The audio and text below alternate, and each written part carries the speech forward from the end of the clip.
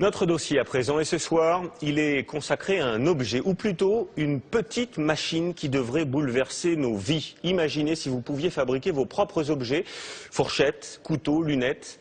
Eh bien, c'est ce que permet l'imprimante en 3 dimensions. Les premiers appareils arrivent dans les magasins. Voici à quoi ça ressemble. Un petit boîtier, vous le voyez, celui-ci est artisanal. C'est une révolution qui est en marche. Certains disent même que le bouleversement sera plus important que celui d'Internet. Christophe de Valambra avec Marie Cazot. Imaginez vos tasses décorées avec votre profil ou celui de vos enfants, vos vases, vos bougeoirs design, tout cela fabriqué par vous-même à la maison. Imaginez d'ailleurs cette maison construite d'un clic de souris d'après vos propres plans informatiques. Imaginez encore un cœur de rechange fabriqué de toutes pièces par une machine. La réalité n'en est peut-être pas très loin. Et voici l'outil de cette réalité. Posée sur un coin de bureau, une imprimante 3 dimensions, elle peut fabriquer toute seule n'importe quel objet. Exercice pratique chez ce passionné d'informatique. C'est une lampe que j'ai achetée et malheureusement elle n'est pas très solide, donc elle s'est cassée. Et pour pouvoir la réparer, j'ai décidé de recréer directement une manivelle. En quelques clics, il dessine sa pièce ou récupère un fichier sur Internet. L'imprimante fait le reste. Une pointe ultra précise dépose de la matière, du plastique souvent, mais aussi du métal ou de la céramique. Couche après couche, l'objet prend forme, la pièce est imprimée, tout simplement. Cette utilisation se démocratise énormément par le fait que les machines sont de plus en plus robustes, les logiciels de plus en plus intégrés, et puis également le coût des machines baisse. Un modèle comme celui-ci est désormais accessible pour environ 1 500 €. Peu de particuliers sont équipés, en revanche, les entreprises ont senti la bonne affaire. Donc là, maintenant, je vais fouiller et chercher les pièces que nous avons imprimées. Dans cette société française, l'impression 3D se fait à base de poudre plastique sculptée au laser, couche par couche. Ici, on fabrique des objets personnalisés, comme ces coques de téléphone, décorées à sa guise par le client sur Internet.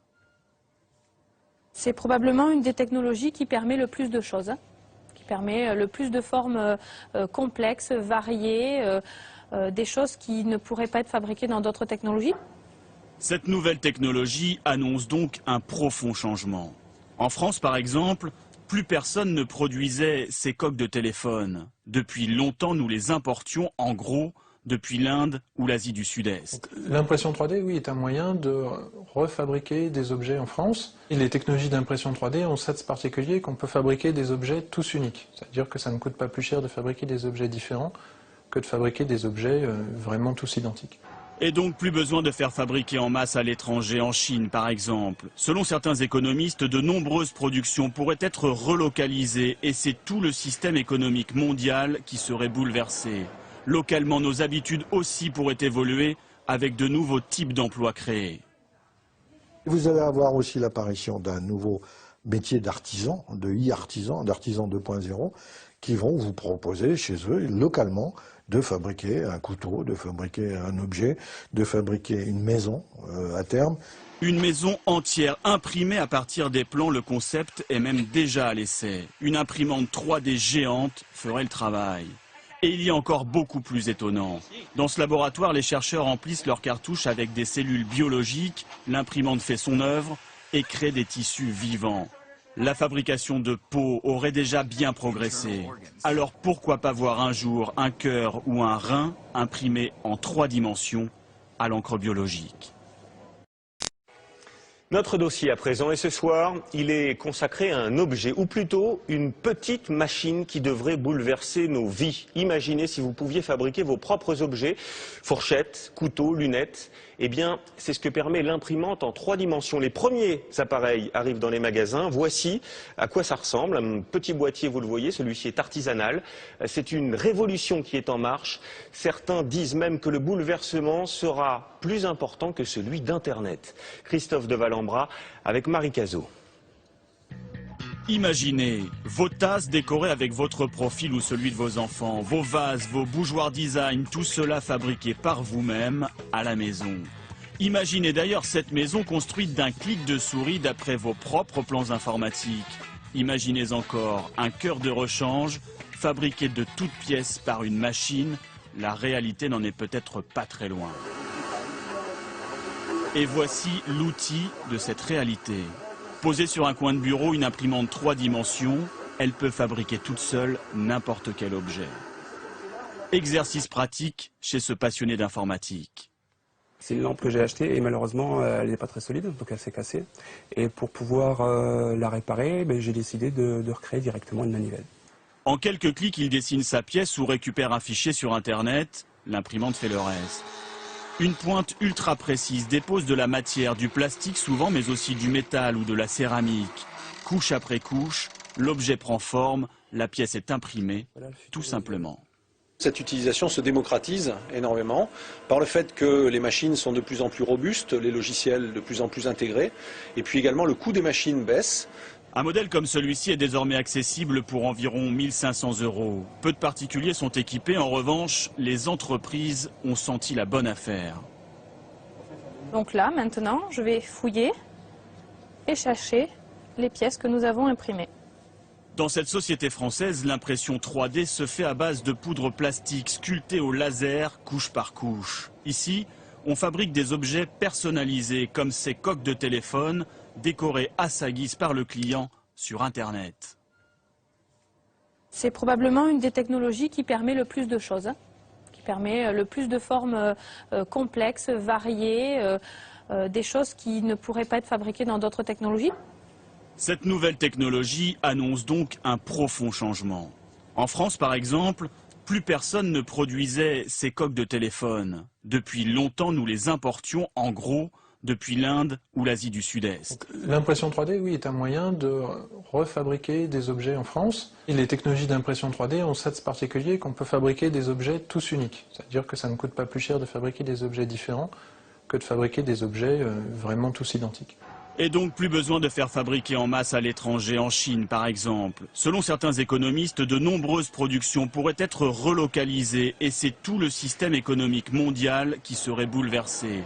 Localement, nos habitudes aussi pourraient évoluer avec de nouveaux types d'emplois créés.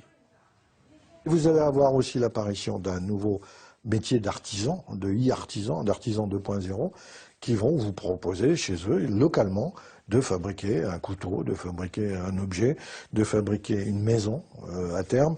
Une maison entière imprimée à partir des plans, le concept est même déjà à l'essai. Une imprimante 3D géante ferait le travail. Et il y a encore beaucoup plus étonnant. Dans ce laboratoire, les chercheurs remplissent leurs cartouches avec des cellules biologiques, l'imprimante fait son œuvre et crée des tissus vivants. La fabrication de peau aurait déjà bien progressé. Alors pourquoi pas voir un jour un cœur ou un rein imprimé en 3 dimensions à l'encre biologique?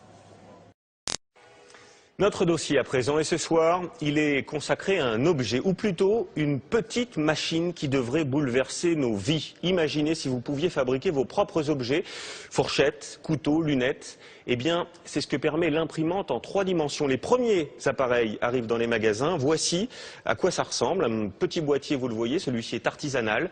C'est une révolution qui est en marche.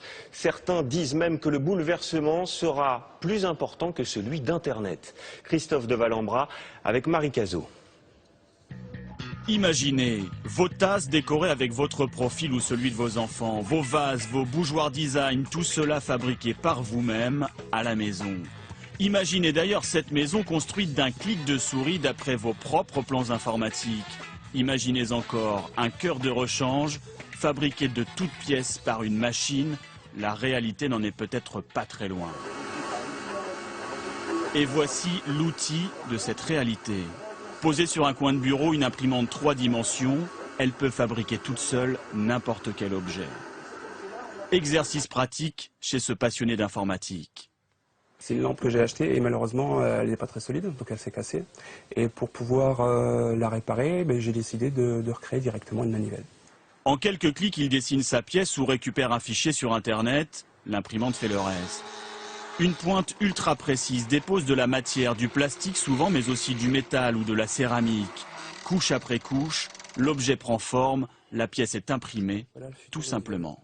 Cette utilisation se démocratise énormément par le fait que les machines sont de plus en plus robustes, les logiciels de plus en plus intégrés, et puis également le coût des machines baisse. Un modèle comme celui-ci est désormais accessible pour environ 1 500 €. Peu de particuliers sont équipés. En revanche, les entreprises ont senti la bonne affaire. Donc là, maintenant, je vais fouiller et chercher les pièces que nous avons imprimées.